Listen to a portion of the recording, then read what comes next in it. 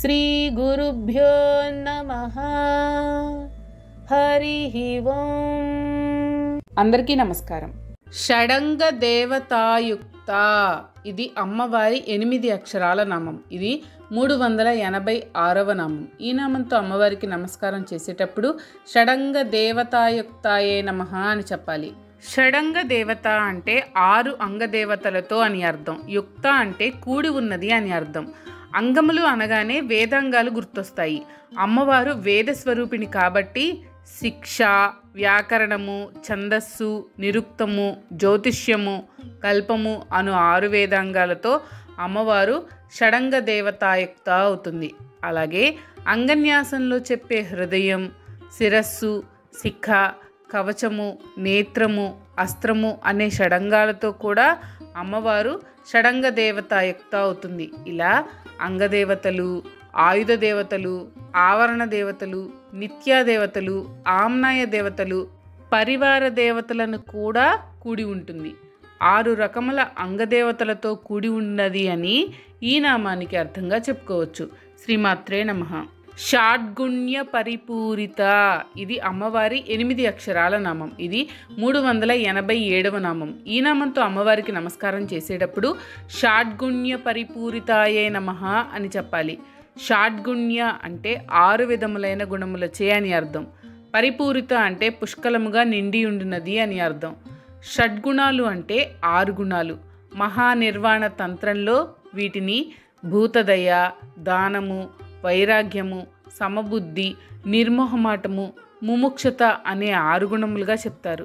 ఈ 6 గుణాలతో పుష్కలంగా నిండి ఉన్నది అమ్మవారు. లేదా పురాణాల్లో ఐశ్వర్యము, వీర్యము, యశము, శ్రీ, జ్ఞానము, వైరాగ్యము ఈ 6ంటిని షడ్గుణాలుగా చెప్తారు.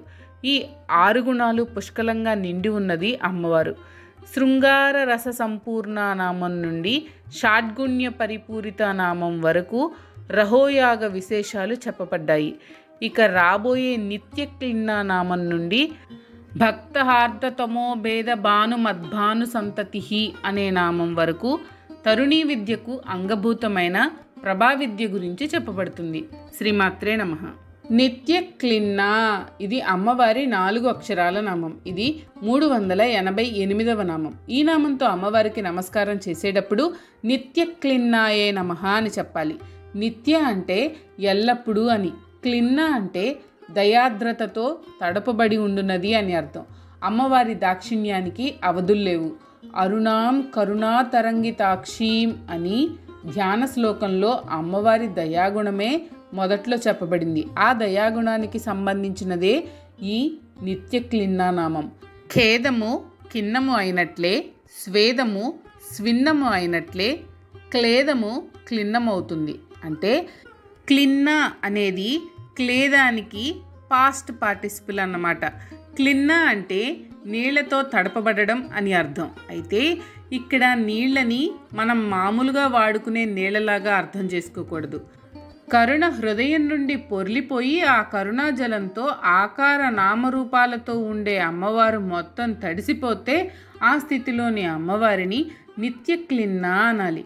నిత్యక్లిన్న మదద్రవ అనే మంత్రాన్ని శ్రీ విద్యలో చండాలిని అనే మంత్రంగా చెప్తారు.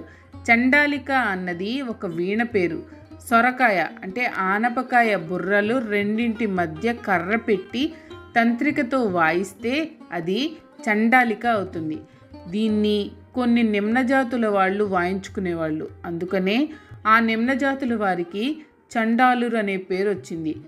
భక్తజనులకు భుక్తి ముక్తులను సమకూర్చేది నిత్యక్లిన్న అనే పేరుతో పిలువబడే త్రిపురాంబయే అని గరుడ పురాణంలో చెప్పబడింది.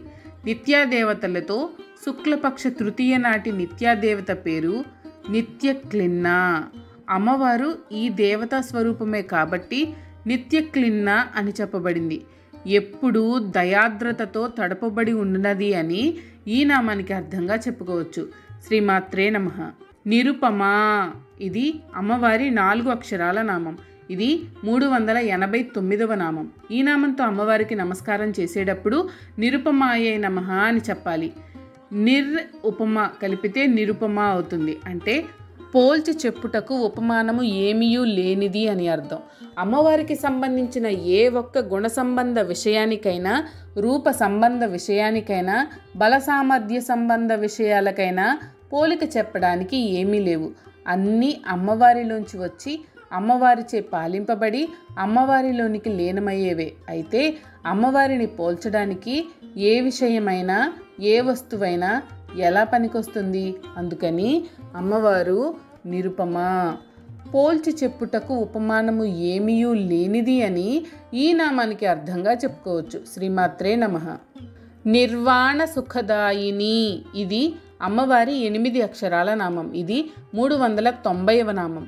ఈ నామంతో అమ్మవారికి నమస్కారం చేసేటప్పుడు నిర్వాణ సుఖదాయిన్యై నమః అని చెప్పాలి. నిర్వాణ అంటే సర్వ నివృత్తి రూపమైన బ్రహ్మపద ప్రాప్తి లేక మోక్ష సంబంధమైన అని అర్థం. సుఖ అంటే ఆనందమును అని అర్థం. దాయిని అంటే ఇచ్చునది అని అర్థం. ఏ దేవత అయినా ప్రసాదించగల పరిమితమైన తాత్కాలికమైన ఐశ్వర్య భోగాది లౌకిక సుఖాలను, స్వర్గాది సుఖాలనే కాకుండా అనంతానందానుభూతి అయిన మోక్షాన్ని కూడా అనుగ్రహించగలది అమ్మవారు. మోక్షానందాన్ని ప్రసాదించినది అమ్మవారు అని ఈ నామానికి అర్థంగా చెప్పుకోవచ్చు. శ్రీమాత్రే నమః. మీకు కనుక ఈ వీడియో నచ్చినట్లయితే లైక్ చేయండి. అలాగే మీ ఫ్యామిలీ అండ్ ఫ్రెండ్స్కి షేర్ చేయండి. ఛానల్లో కొత్త నోటిఫికేషన్స్ కోసం సబ్స్క్రైబ్ చేయండి. అలాగే పక్కనే ఉన్న బెల్ ఐకాన్ని ట్యాప్ చేయండి.